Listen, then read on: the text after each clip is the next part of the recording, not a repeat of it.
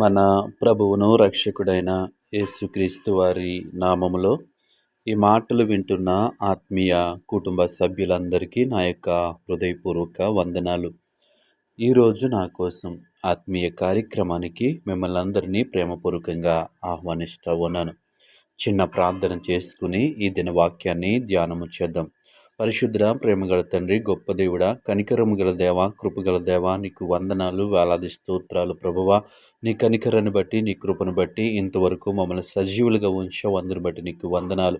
ఈ సమయంలో నీ మాటలు వినటానికి ఆశ కలిగి ఉంటుండగా ఉదయకాల సమయంలో నీ వాక్యం ద్వారా మాతో మాట్లాడమని యేసు నామములో అడిగి వేడుకుంటున్నాము పరమ తండ్రి. ఆమేన్.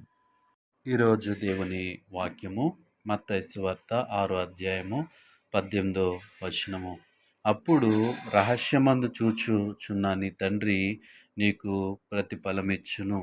ఈ వాక్య భాగాన్ని మనము పరిశీలన చేసినట్లయితే, రహస్యమందు చూచు నీ తండ్రి, మన దేవుడు రహస్యమందుండి మనల్ని పరిశీలించేటువంటి దేవుడు.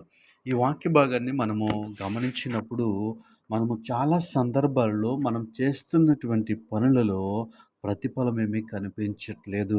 ఎంతో కష్టపడతా ఉన్నాను, ఎంతో ప్రయాసపడతా ఉన్నాను, నన్నెవరు గుర్తించట్లేదు, నాకు ప్రతిఫలం రావట్లేదు అని నిరాశలో మనము ఉంటాం. కానీ ఉదయకాల సమయంలో దేవుని వాక్యం సెలవిస్తూ ఉంది, రహస్యమందు చూచుచున్న నీ తండ్రి నీకు నాకు ఏమిస్తాడు? ప్రతిఫలం ఇస్తానంటున్నాడు. ఈరోజు ఎంత కష్టపడుతున్నా ప్రతిఫలం లేదని నిరాశలో ఉన్నట్లయితే, దేవుడు ఈ వాక్యం ద్వారా నీతో నాతో మాట్లాడుతూ ఉన్నాడు. రహస్యమందు నేను చూస్తూ ఉన్నాను, నీకు నేను ప్రతిఫలం ఇస్తానని ఆయన వాగ్దానము చేస్తూ ఉన్నాడు. ఈ ఉదయకాల సమయంలో ఈ మాటలు వింటున్న ప్రియ ఆత్మీయ కుటుంబ సభ్యులారా, నీకు చేస్తున్న పనిలో ప్రతిఫలం రావట్లేదని ఆ చేసేటువంటి పని పట్ల నిర్లక్ష్యము వహించుకు.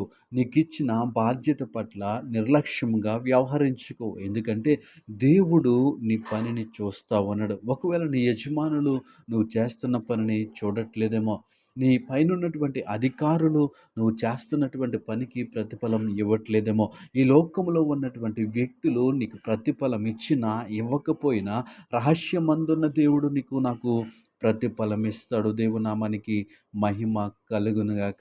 ఆయన మనకి ప్రతిఫలము ఇచ్చేటువంటి దేవుడు. ఈ లోకంలో మనుషులు మనం చేస్తున్న పనికి ప్రతిఫలం ఇస్తే మనము అభివృద్ధి చెందుతామేమో, మనము బాగుపడిపోతామేమో అని వారు కొన్ని మనకి ఆటంకాలు కలుగ చేయవచ్చు. అయితే దేవుడు మనుషుల స్వభావము కలిగినటువంటి వాడు కాదు. దేవుడు మనల్ని ప్రేమిస్తూ ఉన్నాడు. దేవుడు మనకి సహాయం చేయటానికి ఆశ కలిగి ఉన్నాడు. కాబట్టి రహస్యమందున్నటువంటి దేవుడు నువ్వు చేస్తున్న పనిని, నేను చేస్తున్న పనిని చూస్తూ ఉన్నాడు. మనం ఏ విషయంలో అయితే ప్రతిఫలము కోసం ఎదురు చూస్తూ ఉన్నామో, మనం ఏ విషయమైతే బహుమతి కోసం ఎదురు చూస్తూ ఉన్నామో, ఆయన మనకి ప్రతిఫలాన్ని ఇస్తాడు. ఈ ఉదయకాల సమయంలో దేవుని వాక్యము ద్వారా దేవుడు నీతో నాతో మాట్లాడుతూ ఉన్నాడు, నీకు ప్రతిఫలం ఇస్తాను.